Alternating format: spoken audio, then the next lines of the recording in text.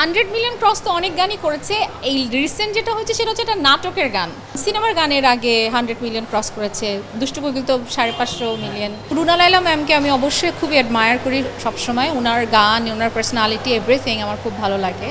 আমরা অবশ্যই অনেক সৌভাগ্যবান, অনেক লাকি আমরা যে শ্রদ্ধেয় রুনা লায়লা ম্যাম, ওনাকে তো আসলে বর্ণনা করার কিছু নাই, সবাই আমরা জানি।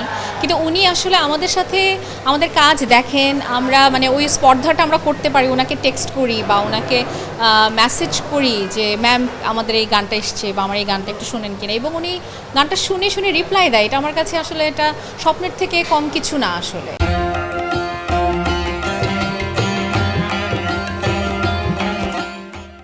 সো আমরা অনেক অনেক লাকি যে ওনার সান্নিধ্যে থাকতে পারি আমরা।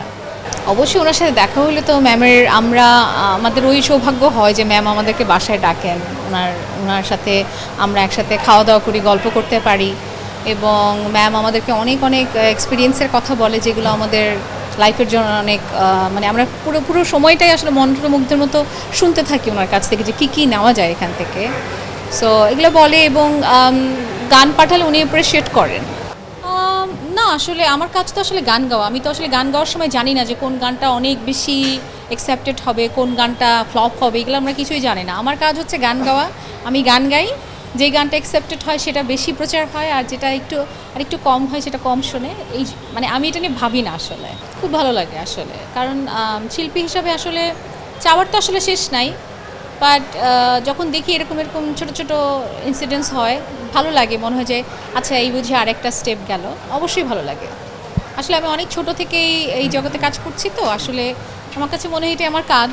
আমাকে তো গান গাইতে হবে, গানটাই আমার কাজ। সো আমি এত কিছু ভাবি না আসলে। সত্যি আমি এত কিছু না ভেবেই এই পর্যন্ত এসেছি।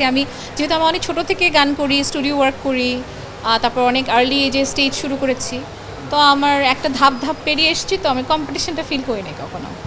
এই কোয়েশ্চেন করে আমার কাছে অ্যান্সার পাবেন না, বিকজ আমার প্রফেশনাল সিঙ্গার, আমার প্লেব্যাক আর্টিস্ট।